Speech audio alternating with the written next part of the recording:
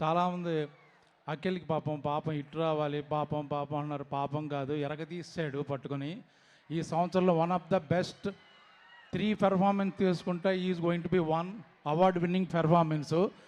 ఎవరు జాలి పడక్కర్లేదు, అద్భుతంగా చేశాడు కాబట్టి, ప్రాణం పెట్టాడు కాబట్టి, బ్లడ్ పెట్టాడు కాబట్టి, మంచి సినిమా కాబట్టి డెఫినెట్గా ఆ సినిమా ఆడే సినిమా, బాగా చేశాడు. చూడకపోతే మీ బ్యాడ్ లక్.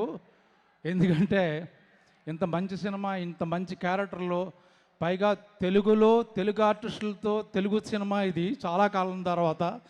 ఈ మధ్యకాలంలో మేము డబ్బింగ్ సినిమాలో యాక్ట్ చేస్తున్నామో, మన హీరోలు డబ్బింగ్ సినిమాలో ఉన్నారో తెలియట్లేదు. బట్ ఇది ప్యూర్ మన తెలుగు సినిమా, మన తెలుగు ఆర్టిస్టులు ఆల్మోస్ట్.